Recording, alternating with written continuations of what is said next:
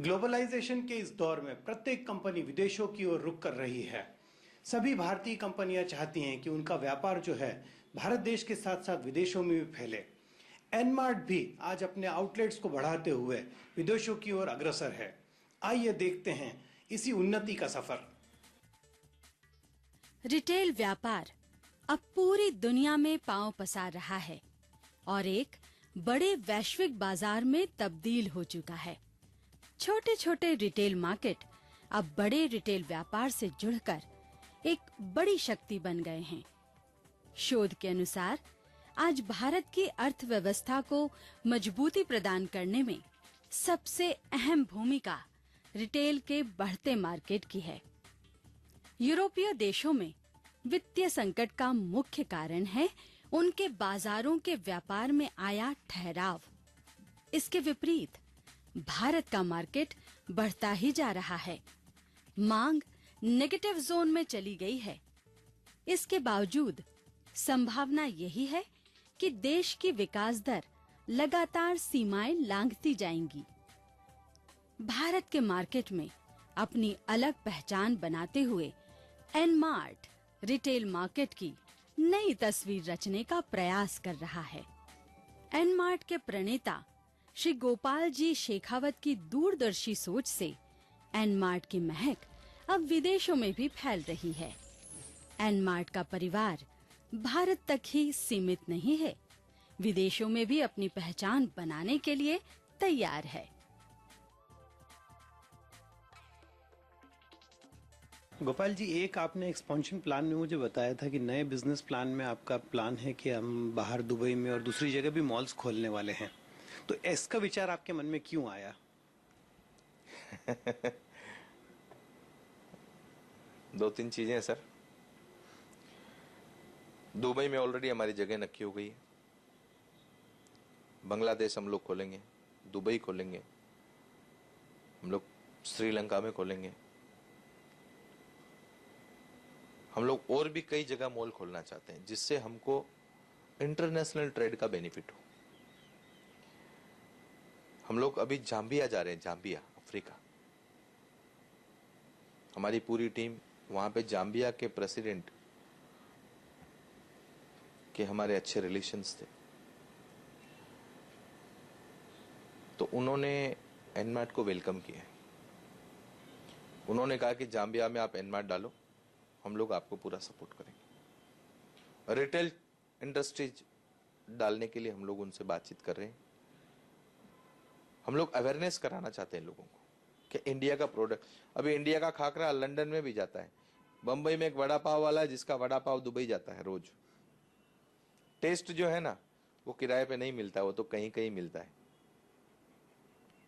आदमी को खाने का शौकीन आदमी कहीं भी पहुंच जाता है। तो हम लोग बिल्कुल हमारा डेवलपमेंट एंटायर वर्ल्ड करेंगे। अगर फॉरेन की कंपनी इंडिया में आ सकती है तो क्या इंडिया की कंपनी फॉरेन काम नहीं कर सकती? ऐसा कोई टेरिटरी में लिखा है? नहीं ना, हम लोग करेंगे। हम लोग भी तो जाने कि हमारी वैल्यू क्या है।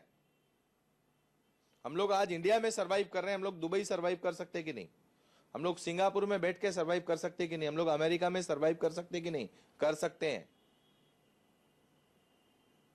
करना ही चाहिए। अगर वो हमारे देश में काम कर सकते तो हम उनके देश में करना ही चाहिए। क्या तकलीफ है? सोच तो बराबर है। और मेरे ही बच्चे तैयार करके वहां भेजूंगा। हमारे यहाँ के स्टोर मैनेजर वहां जाएंगे, जो यहां ऑपरेशन कर रहे हैं वहां करेंगे। फर्क क्या है? फर्क सिर्फ सोच का है। वो सोचेगा मैं अभी इंडिया में हूं, अब अमेरिका में हूं, अब दुबई में हूं, श्रीलंका में हूं, यही सोच। एनमार्ट मॉल अब दुबई जैसे विदेशों के बड़े शहरों में अपना परचम लहराएगा। जब कोई भारतीय कंपनी विदेश में अपना गढ़ बनाती है तो अपनी भारतीयता की खुशबू से ग्राहकों को आकर्षित करने में भी सफल होती है। सबसे पहला हमारा टारगेट है दुबई। जैसे कि सब लोग जानते हैं कि अगर आपको वर्ल्ड के ऊपर रूल करना हो तो उसका सेंटर है दुबई। कोई भी मल्टीनेशनल कंपनी होगी उसका ऑफिस दुबई में तो होता ही होता है। ऐसा बोलते हैं कि अगर दुबई में आपका ऑफिस नहीं है तो आप वर्ल्ड पे रूल नहीं कर सकते हो। तो विद इन 6 मंथ हम लोग दुबई में हमारा एक मॉल चालू करने जा रहे हैं। आप एक छुपा हुआ सोच अभी बता नहीं रहे हैं गोपाल जी, वो ये है कि इंडिया के जितने आपके वेंडर्स हैं, वो जितने लोगों का माल आप इंडिया में प्रोक्योर करते हैं इंडियन प्रोडक्ट्स का, वो सारे भी तो आज इंटरनेशनल लेवल पे जाएंगे। सर, हमारी देश के हर एक नागरिक की एक इच्छा होती है कि मैं फॉरेन जाऊं, लेकिन जाके आने के बाद बोलता है कि अपना देश है। बराबर। व्यापारी जितने हमारे साथ जुड़े हुए हैं, जितने वेंडर हमारे जुड़े हुए हैं, मैं उनको धन्यवाद कहता हूं कि उन्होंने हम पे भरोसा रखा। विश्वास रखो, जब हम लोग फॉरेन जाएंगे तो माल तो आप ही से खरीदेंगे, हमारे देश के वेंडर वहां जाएंगे, माल यहीं से लेने वाले हैं, वहां से तो लेने वाले नहीं है, कंपनी यहीं की रहेगी। तो यस, ऑफ कोर्स, हमारे देश की हर एक ट्रेडिशनल चीज, हर एक जो हमारे देश में बनती है, उसका हम लोग फॉरेन में भेज के और फॉरेन डॉलर भी इंडिया में लाएंगे। हम लोग एक्सपोर्ट करना चाहिए, जिससे आपकी कंट्री के पास में डॉलर्स मजबूत हो, फॉरेन फंड आपके पास होना चाहिए। Yes, we are planning that 100%। आपकी बात सही है, सोच तो है लेकिन सही बात आपकी, हम लोग करेंगे ऑफकोर्स। एनमार्ट की सोच यहीं तक सीमित नहीं है। एनमार्ट का सपना है कि विदेशों में अगर भारत की पहचान बनेगी तो सिर्फ भारतीय प्रोडक्ट से ही। इसीलिए एनमार्ट भारत में उत्पादित सामान को विदेशों में निर्यात करेगा और इस तरह एनमार्ट के सपनों की उन्नति के साथ एनमार्ट से जुड़े भारतीय सप्लायर भी उन्नति करेंगे।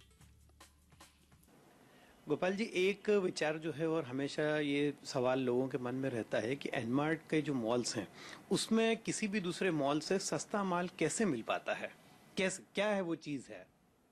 हाँ, ये सवाल थोड़ा सा अगरा है।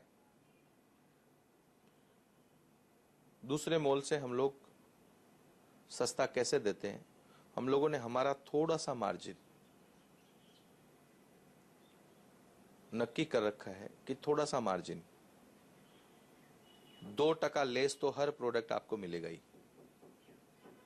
इसके अलावा हमारे जो काम करने वाले लोग हैं, जो हमारे सेल्समैन हैं, उनको हम लोग कुछ बेनिफिट्स देते हैं। देखो, सेल एक ऐसी चीज है जिसको अगर आप अवेयरनेस कराओगे तो आपको पता चलेगा। अभी तो मैं आपको सिर्फ बता रहा हूं, कुछ दिन बाद मैं ऐसा करूंगा कि आपको खुद को मॉल में भेजूंगा और आप मॉल पे जाके, हम लोग किसी के बारे में कंपेयर करते ही नहीं है, हम लोग इस खोज में है कि बेस्ट प्रोडक्ट क्या मिल सकता है और अच्छा लोगों तो क्या पहुंच सकता है, सस्ता, सुंदर, टिकाऊ। मैं मारवाड़ी हूं ना, इसलिए चारों चीजों का ध्यान रखता हूं। हिंदुस्तान में मारवाड़ी कौम एक ऐसी है, बुद्धिमान है, पैसे का ख्याल रखते हैं और सिस्टम में चलते हैं। जब उत्पादों का निर्माण होता है तो सबसे पहले उन उत्पादों को गोदाम तक पहुंचाया जाता है, जहां से वो वितरक तक पहुंचता है। वितरक उन उत्पादों को आपूर्तिकर्ता तक पहुंचाता है, जो उसे दुकानदारों तक पहुंचाते हैं। दुकानदार उन उत्पादों को बेचता है, जो अंत में हम ग्राहकों द्वारा खरीदा जाता है। इस पूरी प्रक्रिया में उत्पादों का निर्माण करने से लेकर ग्राहक के इस्तेमाल करने तक 7 चरण आते हैं और हर चरण में संलग्न इकाइयां अपना अपना मुनाफा कमाने के लिए उत्पादों पर लाभ जोड़कर बेचती है, जिसके कारण उत्पादों का मूल्य बढ़ जाता है और वो उत्पाद तय मूल्य से महंगे बिकते हैं। परंतु एनमार्ट में यही उत्पाद मैन्युफैक्चरर से सीधे रिटेल आउटलेट तक पहुंचते हैं, जिसके कारण उत्पादों का दाम बढ़ाने वाली इकाइयां कम हो जाती है। अतः एनमार्ट में सामान सस्ते दामों पर उपलब्ध रहता है। मुझे लगता है गोपाल जी सबसे बड़ी चीज जो करते हैं वो ये है कि दूसरों को कमाने का और दूसरों को तरक्की करने का भी मौका देते हैं। हिंदुस्तान में हर इंसान नसीब लेके पैदा हुआ है। ऊपर वाले ने हर एक इंसान को तकदीर दिया है, उसके तकदीर में पैसा कमाना लिखा हुआ है। मैं तो सिर्फ पंडित हूं, उनको बताना चाहता हूं कि आपके तकदीर में क्या लिखा है। एक पंडित जी थे, ऐसा बोलता है भे माता जो होती है, जो नसीब लिखती है, तकदीर लिखती है, वो बच्चा पैदा होने के 6ठे दिन पे आती है। तो किसी को बताया पंडित जी ने कि वो 6ठे दिन पे आने वाली, तो बुजुर्ग पंडित जी थे, वो जाके बैठ गए। वो जाके आई, बाहर आते ही पूछा कि तूने क्या लिखा इसके तकदीर में। तो उसने बोला बताने जैसा नहीं। बोला बताना पड़ेगा, मैं ब्राह्मण हूँ, कर्मकांडी ब्राह्मण हूँ। वो ब्राह्मण तो भगवान को भी गाली दे सकता है। वो बोले नहीं बताऊंगी तो बोले गाली दूंगा, मेरे पास तो हथियार एक ही है, ब्राह्मण हूँ, गाली दूंगा सीधी। वो बोले रुक, इसके नसीब में मैं लिख के आई हूं कि आज से लकड़ी का व्यापार करेगा, ये पूरी जिंदगी लकड़ी के गट्ठर ही ढोएगा। बोला बस मेरा काम हो गया, अब तू जा। पंडित जी ने उस बच्चे का ध्यान रखा, बच्चा बड़ा हो गया, आगे बढ़ा। तो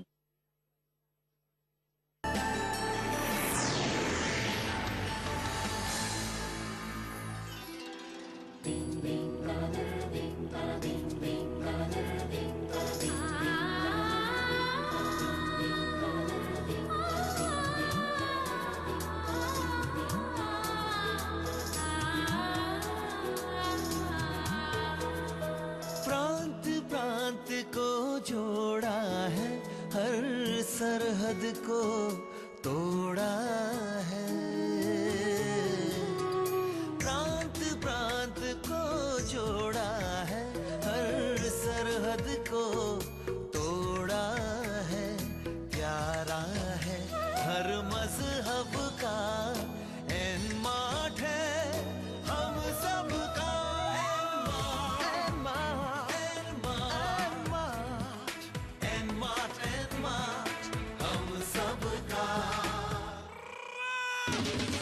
हर जानब एक शोर मचा,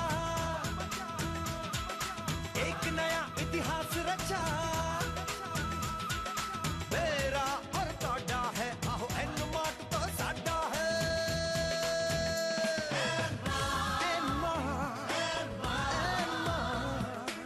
एनमार्ट हम सबका।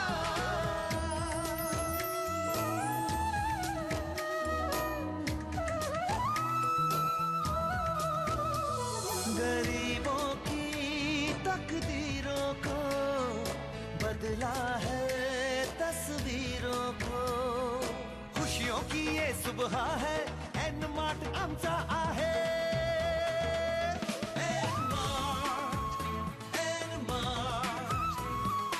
एनमार्ट हम सबका। हर एक दिल में रहता है, सांस सांस में बहता है। संग रहता है पहर पहर। एनमार्ट शुद्ध हुई आछे आमादे।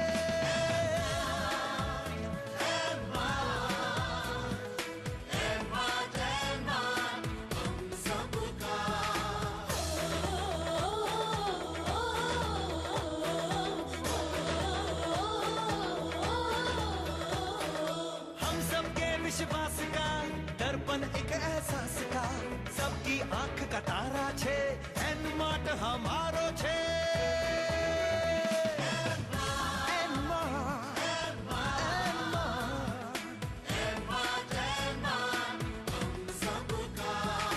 हिंदुस्तान की शान है ये, निष्ठा की पहचान है ये।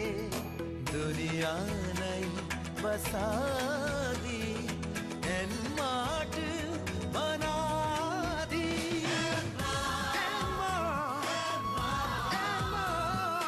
एनमार्ट हम सबका। अब तक आपने देखा एनमार्ट का पारदर्शी व्यवहार और अपने ग्राहकों के लिए सत्कार। एनमार्ट यानी खुशहाली और बचत की पूरी आजादी। एन मार्ट की नींव रखने से पहले कंपनी के प्रणेता श्री गोपाल जी ने एक ही लक्ष्य रखा कि आम आदमी का घर धन धान्य से परिपूर्ण रहे, और एन मार्ट इस कार्य में सफल भी हुआ है।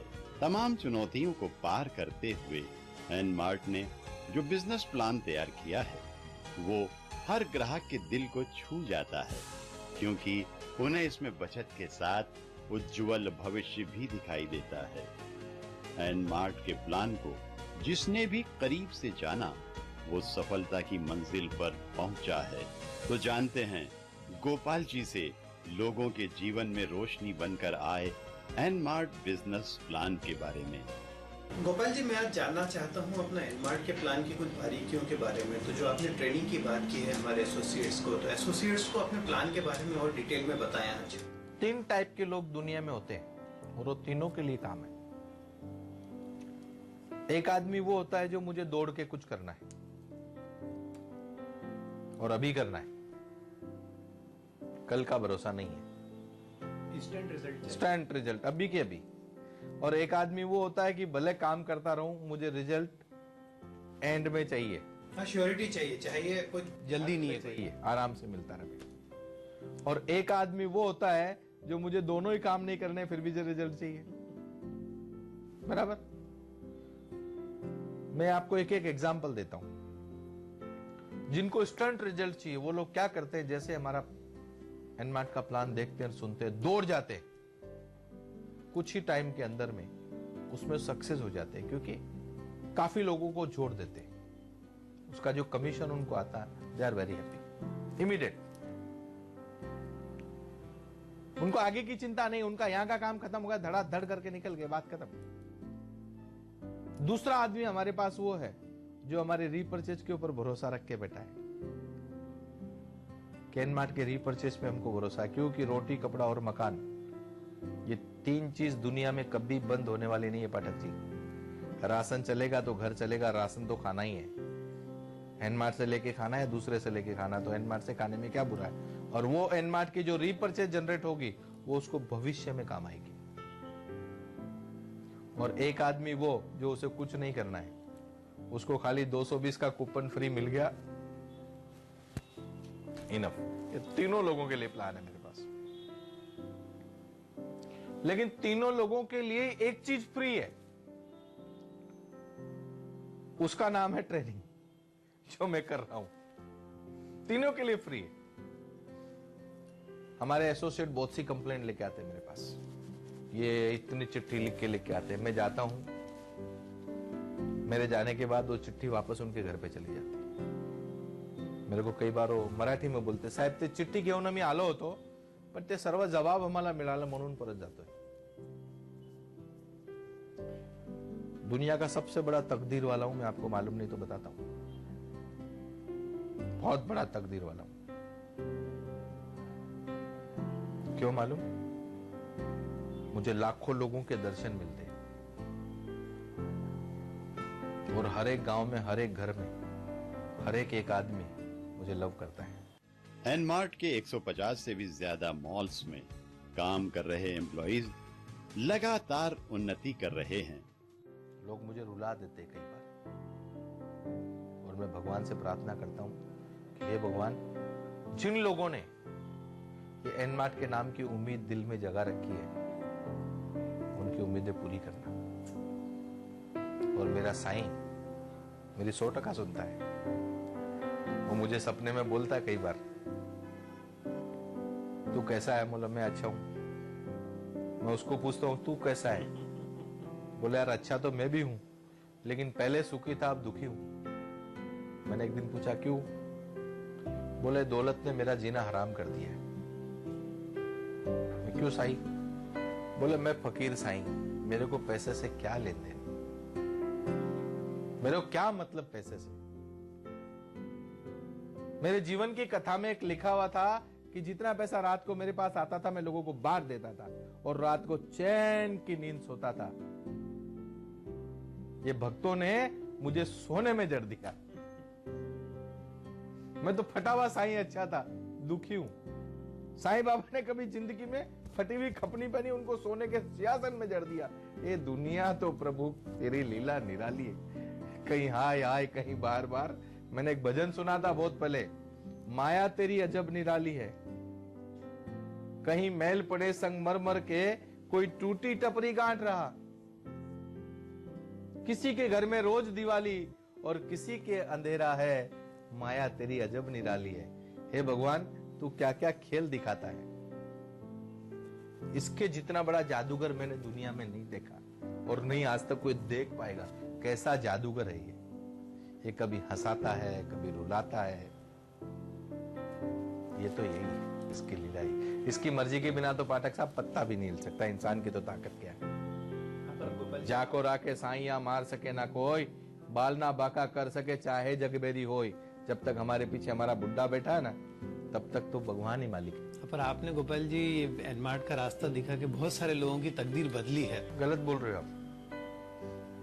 मैंने तकदीर किसी की नहीं बदली, तकदीर तो उनकी पहले ही थी। आप गलत सवाल कर रहे हो। तकदीर तो उनकी थी, मैंने तो सिर्फ एक कपड़ा लिया और उनकी तकदीर से जरा सी मट्टी हटा दी।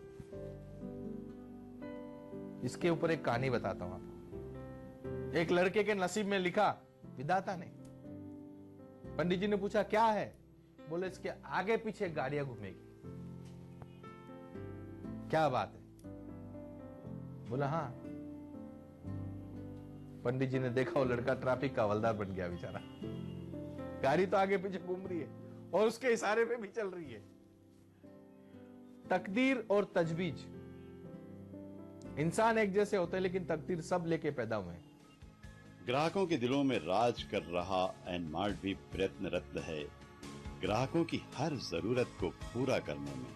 कंपनी के सीएमडी का कहना है कि प्रत्येक घर की महती जरूरत राशन है, जिसकी पूर्ति होना आवश्यक है। एक भजन था, एक माँ के 5 पुत्र, पांचों की करनी न्यारी न्यारी।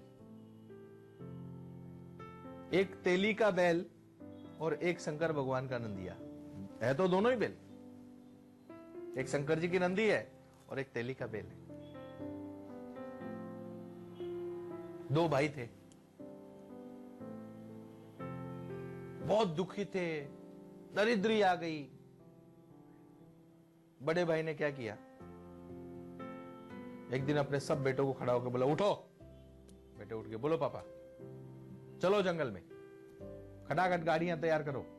बैलगाड़ी थी उस टाइम। खटाखट गाड़ी तैयार हुई, सब बेटे बहू बेटी सब जंगल की तरफ चल दिए। जंगल में पहुंच गए। जंगल में जाके एक जगह बोले